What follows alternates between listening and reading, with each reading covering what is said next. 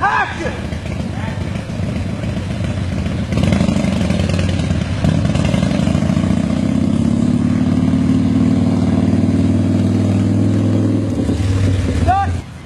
Hi, this is Ann Unicorn, and we're on the set of the filming of The Picture Bowl. This film, the short, was written by Beverly Hayes, who is an aspiring and new film writer.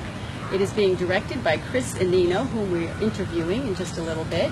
It is being filled by Bill Hamill, who is a very good cinematographer, known for this short soon and many others in the area.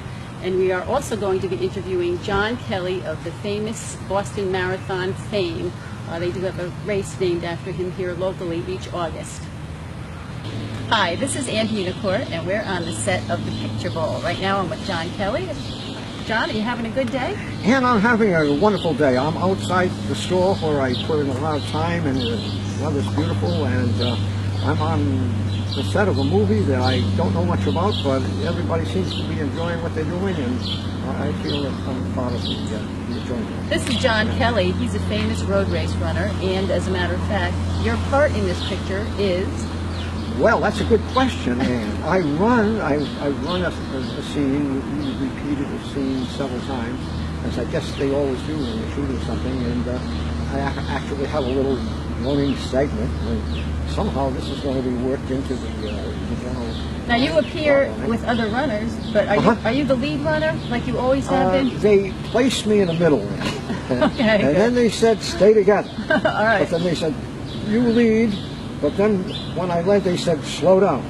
So I think it worked out all right, because after 3 or 4 of those things... Or on their way. Yep. How does it compare to running in the Boston Marathon? Now everyone knows that you're a Boston Marathon winner. How did it compare? Well, it's a different time and a different place. Okay, fair enough. Honestly, today was a lot easier, but when I did the marathon way back when, and you can't hang a number on that, I did it with great determination and, I would say fanaticism. Yeah, I bet. So now it's it's nice to bask in the afterworks of that. Now, don't they have a race named after you? They run locally here? The John Kelly Road Race? Unfortunately, you've nailed me on that. Yeah, that's the Ocean Beach race in August, the first Saturday in August traditionally. And it's going down the line as a number of things. It was once the Ocean Beach, the Schaefer Beer Company race, and then it seeped over into the Ocean Beach race. And then I think an old friend of mine named Jack Dempsey, who has since passed, suggested that they hang my moniker on it, and it became the Ocean Beach John J. Kelly race. Wow.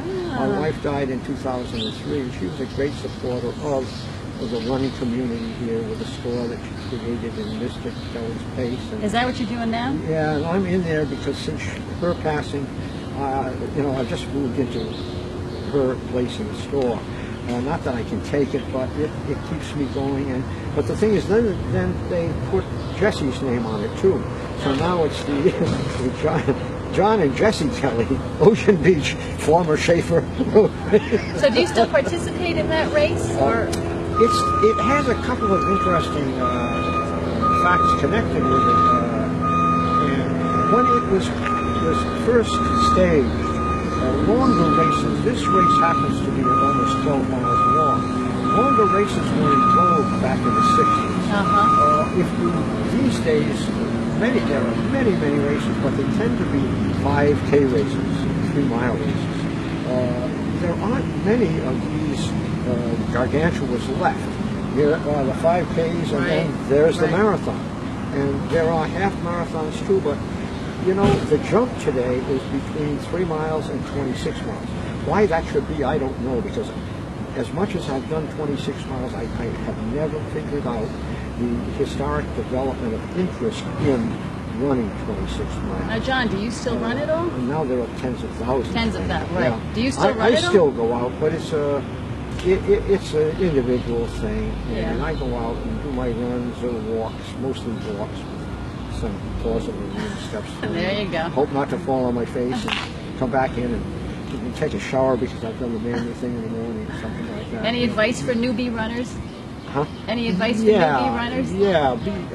Stay. Buy your sneakers at Kelly's. Well, we could say that. Yeah. Why not? But, we have to pay for ad space then, All right. right? There you go. We're talking with Bill Hamill. He's the cinematographer on the Picture Bowl here today.